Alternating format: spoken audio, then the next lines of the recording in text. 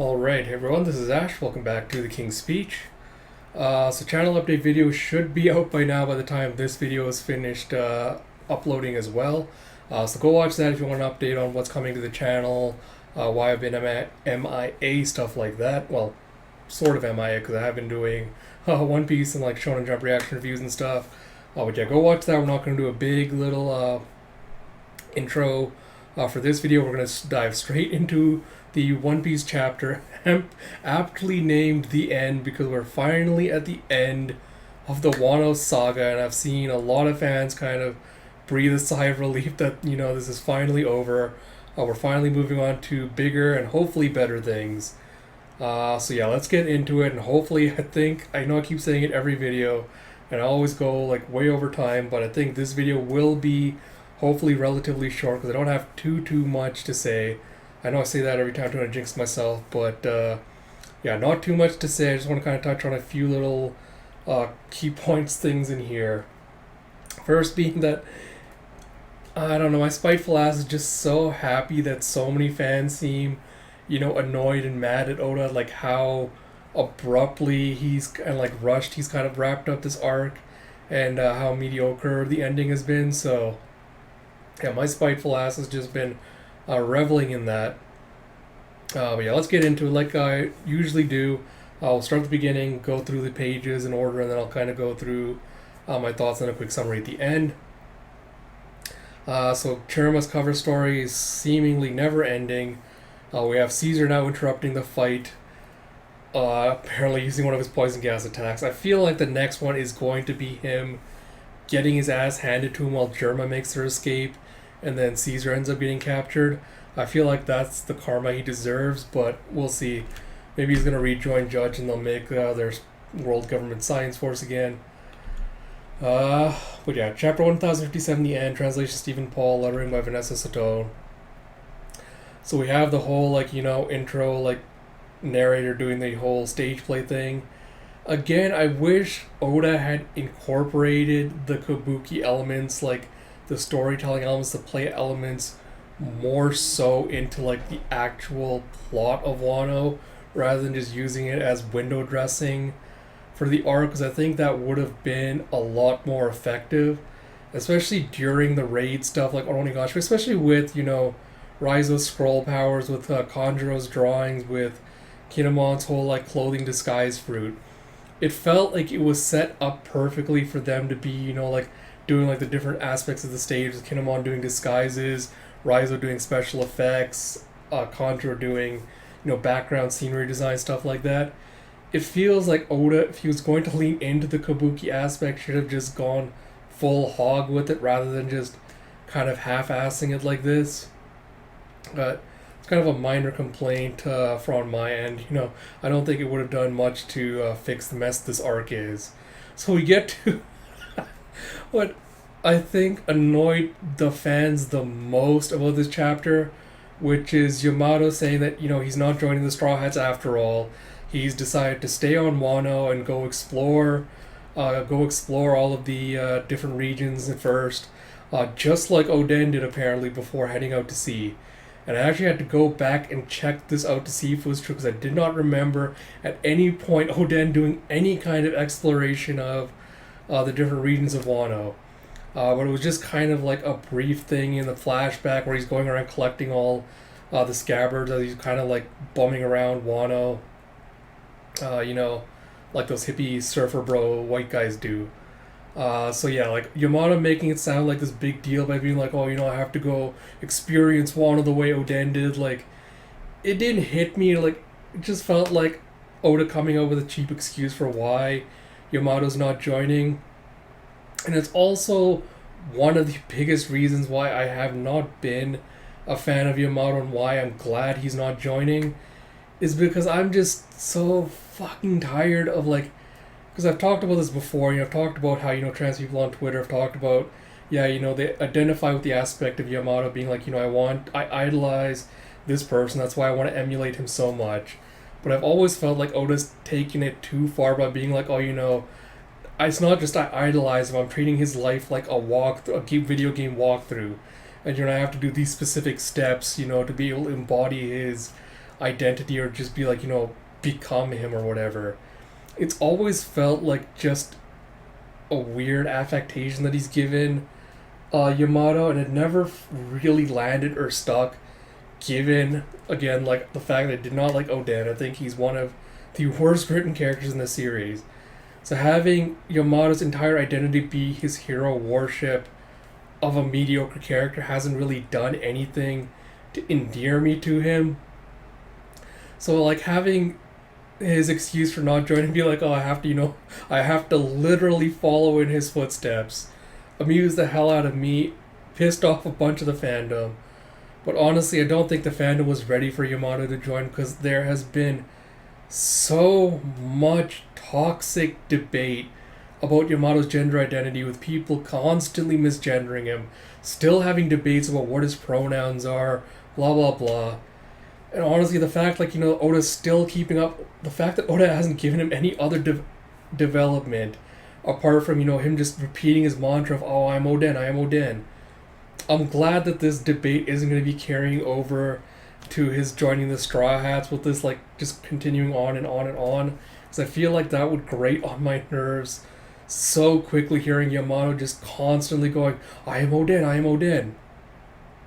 So I'm honestly in the camp of being relieved that we're not going to have to deal with, a bunch of transphobic One Piece fans bullshit if Yamato had joined the crew.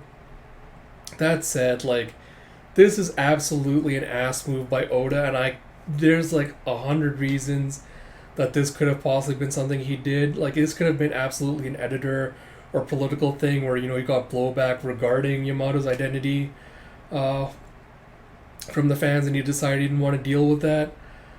It could also be that, it's the whole, oh, I don't want my fans to think I'm predictable. I want to, subvert expectations. And him thinking that because everyone wanted Yamato to join, or thinking Yamato was going to join, he decided to throw a curveball. I'm still kind of 50-50 on my theory that he might just be holding out, because if Pluton is going to be removed from Wano, if the borders are going to fall, Yamato's going to join eventually, and he's just kind of he had to find a way to kind of do a stopgap to his joining for now, until he could kind of put the pieces in place for the larger overall story before he had him officially join. 50-50 on that, because the ending of this chapter feels finalish, so it feels like a finale. There's a finality there, so I don't know if we're gonna get any development on Pluton, or if Oda's just gonna literally bring it back at the end of the series for the big grand war. We'll have to see where the next couple of chapters go with regards to that. But if he's sat on Caribou knowing about Poseidon for what, 8-9 years at this point, because he knew about Caribou knew about Poseidon since Fishman Island, and he kind of just got battered and thrown around from island to island. He ended up a prisoner. Now he's found out about another ancient super weapon. It feels kind of like an ass move just to have him keep holding on to this big secret until the very final moment before he kind of reveals to whoever this mysterious person is. Obviously going to be Blackbeard, but I know about these two ancient weapons, so we'll see if he's going to do that or not, because that would just annoy the hell out of me if he's going to do that, but we'll see. The Momo, flashing back to Luffy just constantly being a dick, except for, the one moment where he shows him, an inkling of respect. I don't know if Oda thought this was supposed to, endear us to the Luffy-Momo relationship, be oh, they're so adorable, oh, they had such a great relationship. But it was just 99% Luffy being a dick to an 8-year-old child who just went through a hugely traumatic experience, right? And it was just, thrown into the deep end of the pool and just kind of, treading water for his life. And Luffy being ha ha ha, man up, just making, these dumb, toxic masculinity jokes. So, I don't know what Oda's intent was with this, apart from, again, trying to drum up emotions for, the sad goodbye, which, again, this feels again, Oda was trying to do, a One Piece's greatest hits, where he's trying to, emulate, Vivi's goodbye, where, the Straw Hats were, sailing away, and Vivi's, running to the end of the island. She's saying like, I really want to go with you, but I want to have to stay and protect my people. Blah blah blah. It feels like he's trying to emulate that same kind of like emotion and energy, but Kinemon and Momonosuke are not nearly as well written characters as Vivi, nor do they have the bond with the Straw Hats that Vivi did, or like the closeness that Vivi did. So for him to try to sell this like anger that they have, like, oh, how dare Luffy not say goodbye to us, like blah blah blah, it just doesn't land, I think, the way Oda thinks it does. And then Luffy's dumbass response to it, like, this is like the thing where I feel like something must have changed in Oda's mind where he decided, like, abruptly, like, yeah, Yamato's not going to join, I'm going to try to do this, like, to shoehorn it in.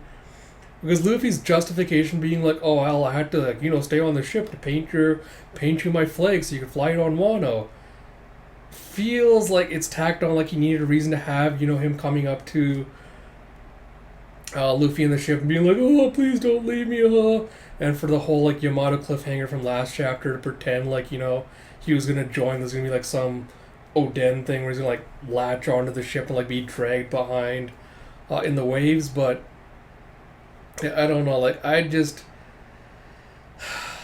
none of the Wano, like, this has been a consistent complaint of mine, none of the Wano characters have ever felt like they've been bonded with the Straw Hats, over their struggle for the fight or their relationships or anything. So Oda trying to pretend like, they're having like a heartfelt goodbye just lands flat because, again, there wasn't enough development or meat there in that relationship to justify it. So it's kind of like, alright, I guess we're saying goodbye now. It's like, it's literally just me going, shrug is like the only thing I have to say about this entire chapter. Is alright, I guess this was a chapter of the series, I guess. But yeah, I literally don't know what the entire point of Yamato constantly saying, I'm going to join the ship, or I'm going to join the Straw Hats, I'm going out to sea. Oh, Jinbei telling him, oh, you have to ask the captain's permission first. Like, I don't know what the point of any of that was. Especially because I know I've seen some people trying to justify it on Twitter by being like, oh, well, after what Urumaki said about how people are going to be coming for Wano now that Green Bull's not there anymore, or not Green, sorry, Kaido's not protecting it anymore, blah, blah, blah. It's like, oh, maybe Yamato thought that he needs to stay there to be able to protect them, etc. It's like, again, like, Reverie set up a lot of potential plot points with that, with regards to people potentially gunning for Wano, but that does not feel like it's a credible threat at any point that they're actually going to have to address or deal with. Especially since, like, the whole thing is like Wano's like on the waterfall and everything. I don't really see like a credible threat to be like, oh no, the Wano citizens need to be protected from whatever. Like, who's coming after them? Who, like, apart from like Blackbeard or someone else who knows about the Pluton, who else is really going to come after them and for what? Like, the weapons plot line was basically completely dropped. The whole Wano being the land of gold plot line was completely dropped. The whole, like, oh, Sakazuki being like, oh, well, Wano's protected by powerful samurai. Like, Aramaki kind of proved that's bullshit. But again, now that they've got the Straw Hats, like, Aramaki would be like, oh, well, Shanks scared me off. So, again, the Marines don't really have any reason to come to Wano. So, again, like, sorry, I'm not going like a million different tangents here, but even with Kaido, like, when we're thinking about, like, talking about the reason Kaido came to Wano, blah, blah, blah, like, why he was there, like, we never got enough development on it to settle on why even Kaido came to Wano, like, what was so important about it to him specifically. And if we don't know that, like, why would there be a justification for someone else to want to come and take over Wano's territory? So it just feels like, Oda's trying to wrap up plot points that he never fully addressed or developed and shoehorn it in, trying to pretend, he's tied a neat little bow on it, and it's just not working. Well, we'll see. Like I said, like, Wano's it's gone on for 4 years at this point, and it's just been a mess from start to finish. Of course, you have to have the stupid gag of, ha ha ha, you pussies can't take over the waterfall, can't go over the waterfall, you have to take the safe route. It feels like Oda again was like, thought like, oh yeah, hey, everyone loved, the rivalry between these three back on Sabaudi, and he's again trying to emulate it without having done anything to actually like develop or progress it, and he's just kind of shoehorning it in and being like, ha, look, they're rivals, even though I don't think that's actually believable based on any of the minimal interactions they had. And then we get to the Kurozumi stuff, which I'd seen so much debate on Twitter about, with people getting so pressed, thinking that Hiyori was calling for a genocide and being like, oh, the themes of One Piece are all about not holding, the next generation liable for the crimes committed by their forefathers, and like, oh, what happened to Frankie's whole line about like, it's not a crime to exist, da da da. And a lot of people have pointed out that the translation, in Japanese doesn't specifically use Kurozumi as a plural, like for, her. It's not Hiyori saying, oh, the Kurozumi clan plural, like all the Kurozumis deserve to burn. She's specifically talking only about Orochi. And of course, yes, it is a very obvious callback, parallel to Oden's whole I was born to boil bullshit shtick, right? Hiyori has to have her little girl boss moment, even though she was absolutely helpless, couldn't even get her goddamn revenge for her father herself. Dendro had to come in and do it for her.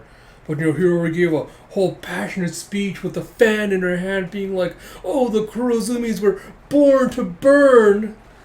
Like, it's just so trite and laughable, and I don't know how anyone could take this serious, or how Oda could have done this without just laughing at how trite it is. Like, I don't know how you could have written a scene like this without just laughing at the hilarity of it. But yeah, again, like, I went back to reread the stuff about the Kurozumis, and like, yeah, Orochi's parents were killed by, people being like, oh, you're related to the Kurozumis. Kanjuro's parents were, which I think is more of a crime, given that, they're kind of like, I think they're implied to be a branch family, not the main Kurozumi family. So I think that was more egregious than, like Orochi's parents having been killed. But again, like, Oda didn't really develop that plot line significantly enough for this to be impactful, or people to get as pressed about it as they are. Like, alright, again, Kurozumi was born to burn, like, alright. Again, Oda brought up the idea that Wano had a caste system. Is he gonna do anything about it? Were there ever talks about doing anything about that? Like, it's a drop plot point at this point. Wano's over. Like, I think a lot of people seem to forget that as, progressive as the series is, and the fact that, the Strats liberate all these islands from, these tyrannical despots and everything, in the vast majority of cases, they aren't, like, improving or changing things for the island. They're just bringing everything back to the status quo of what everything was.